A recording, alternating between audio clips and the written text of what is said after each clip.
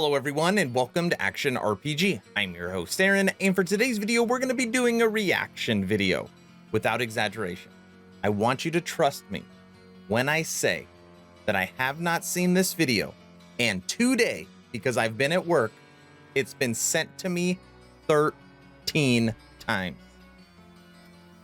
And I'm like, I know. Do you really not think that I didn't see that they dropped a trailer? Yes, I saw it. Actually, I appreciate everyone that sent it to me. Help keep me in the know. Now, I'm sure you're aware that tomorrow we get 0.8.3, and we now have the patch breakdown notes, and it is massive. I plan on doing a video, not breaking down the patch notes, but breaking down the surprises, because I've already broken down literally everything as far as what's big. But I'm going to cover the surprises, the stuff I have yet to talk about. But that video is coming later. Right now, because I have not watched this, this is a 7.5-minute trailer for the Sands of Majasa update that we get tomorrow. Let's watch it together. And of course, in 4K. Roll 'em! Hey there, travelers. This is Judd Kobler, Game Director for Last Epoch. Today, we're excited to share a preview of patch 0.8.3, Sands of Majasa, which is releasing Friday, September the 3rd. This update includes the next chapter of Last Epoch's story, where you will venture through the deserts beyond Soreth Ka on your quest to meet the serpent goddess Majasa. You'll need to gain her blessing to empower the Lance of Hierot to have even a chance to stop Raye from continuing his divine conquest. This will prove to be no easy task. There are dark and dangerous secrets buried in Majasa's domain. You'll need to brave the Radiant Dunes, home to the insidious Scalebane bandits, and tombs filled with Majelkan riches. You see all these new enemies. Every enemy they have showed us so far is new for Chapter 9. Then, you'll cross the jeweled oasis filled with ferocious packs of spine hunters on your journey to the glittering crystal mines, home to deadly crystal golems and elementals. If you are successful, with a little help, you may be able to reach the gilded halls of Majasa's temple. This new chapter comes with 15 new zones across multiple biomes, over 30 new enemies, and includes some challenging new boss fights. This patch will be releasing brand new 2D art and 3D models for one-handed maces, one-handed axes, two-handed axes, and a number of wands.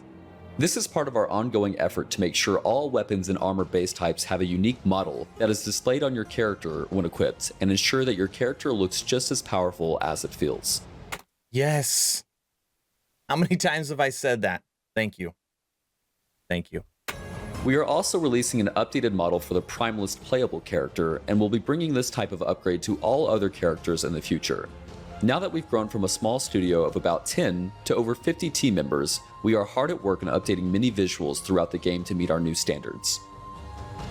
Sands of Majasa brings a large number of updates to existing skills, including multiple entire reworks. We've also added 3 brand new skills for the Sentinel. The first new addition is Multi-Strike, which hits an increasing number of surrounding enemies when used repeatedly. Multi-Strike has synergies with skills in all 3 masteries and could be an appealing option for any melee build. For example, the Hallowed Arsenal node makes it so that each strike casts Smite on its target, while the Victory Strikes node makes Multi-Strike continue to hit more enemies if they deal a killing blow. Next up, we have Void Cleave, which is a powerful melee attack requiring a two-handed sword or axe. It has a short cooldown and a moderate mana cost. Void Cleave hits all enemies in front of you while also granting additional forward momentum. While it can definitely slot into a lot of Void Knight builds, the specialization tree offers conversions to support other masteries as well. That's the skill I want. I said I'm going to make a Void Cleave build, if it's possible. Carry on. Last, but certainly not least, is Javelin. Javelin is a throwing attack with a fast, piercing projectile, helping to round out the Sentinel's arsenal. Javelin's specialization tree is packed with several unique nodes that significantly change its functionality. It can split into multiple seeking lightning spears on contact, or even morph into a battle standard that persists for a short duration while granting all nearby allies boons.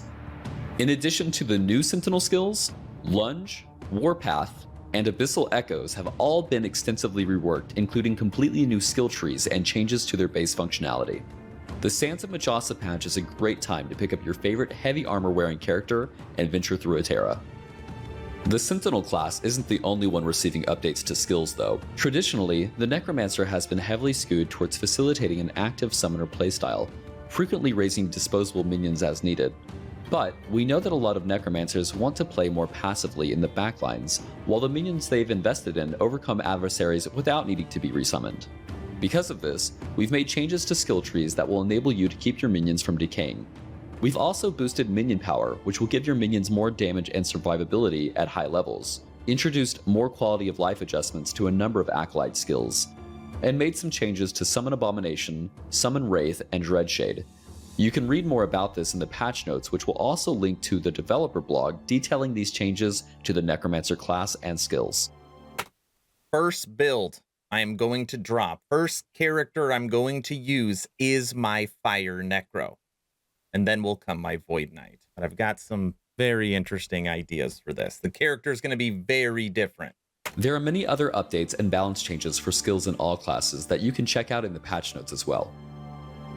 This patch brings the largest number of uniques we've ever introduced in a single patch. There are more than 30 new powerful items to hunt down.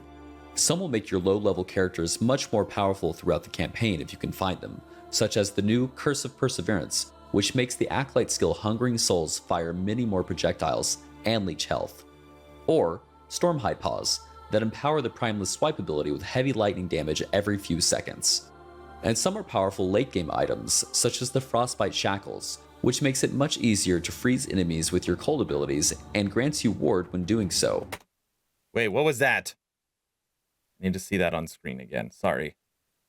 Frostbite Shackles, 100%, 120% chance to apply Frostbite on hit, 27% increased Frostbite duration, freeze rate multiplier ward, 1% ward retention. Level 74. Ooh la la. With your cold abilities and grants you ward when doing so. And the new Storm Carved Testament Relic, which gives a chance for any hit to summon a powerful Storm Totem while granting you a significant boost to your mana pool. Sorry, should have stopped it already. What's the percentage chance? 12% chance to summon a Storm Totem on hit. 8% cooldown. Holy moly, that is going to be good for totem builds. Actually, or for any build where you get a buff from just having a totem. To your mana pool. Whoa. 10 of these powerful items will only be found specifically from bosses in the Monolith of Fate. This patch also introduces the first ever unique idols. The Monolith of Fate in-game system is also receiving a few notable changes. Now, if you have higher corruption in one empowered timeline, defeating the Shade of Orbis in other timelines will grant a large amount of bonus corruption. This catch-up mechanic will ensure you're facing appropriately challenging content more quickly and don't feel like you have to just repeat a single empowered timeline to be efficient. There are also new incentives to take on multiple timelines, such as timeline-exclusive Echo rewards that grant uniques of a specific item type, allowing you to target farm for specific uniques.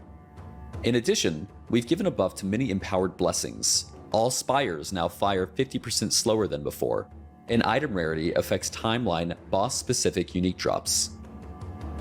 We have been making steady progress on how you play Last Epoch with the gamepad. Inventories and gear can now be navigated more intuitively without the need to control a virtual cursor, making sifting through items, equipping gear, dropping items, selling loot, and other functions feel much easier and intuitive. Wolson, watch this. As you can see, Sands of Majasa is packed with new content, and that content extends far beyond what we can fit into this preview. Here are a couple more highlights to look forward to on September 3rd. Many of your favorite abilities such as Teleport, Warcry, and Shield Bash have been updated to feel more responsive than ever before. Golden Arena keys are being replaced with Keys of Memory, which place you in the arena at half the previous waves you had conquered in your last arena run rounded up, or at 100 waves, whichever is larger. Magic enemies are now tougher. We fixed a number of performance issues related to Shadowcasters, lightning abilities, and skinned mesh renderers. We've made significant improvements to the map that was introduced in 0.8.2.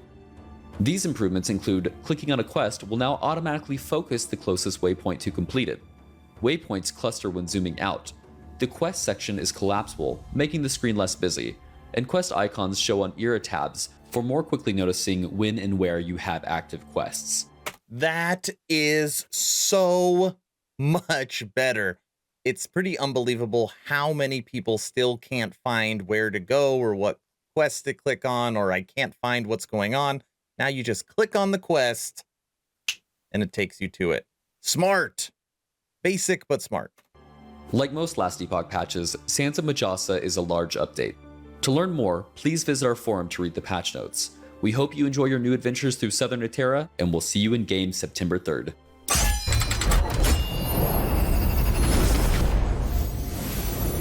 I can see why so many people sent me this. There actually was some surprises in there I did not expect.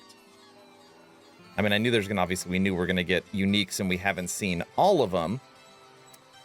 But the map, the other skills that are getting reworked, and I didn't want to stop it for a third time. I figured I'd let it finish and then we would come back and just look at these idols really quick. This patch also Trinity of Flames. Every third fire spell you guarantees a crit. I've seen that one.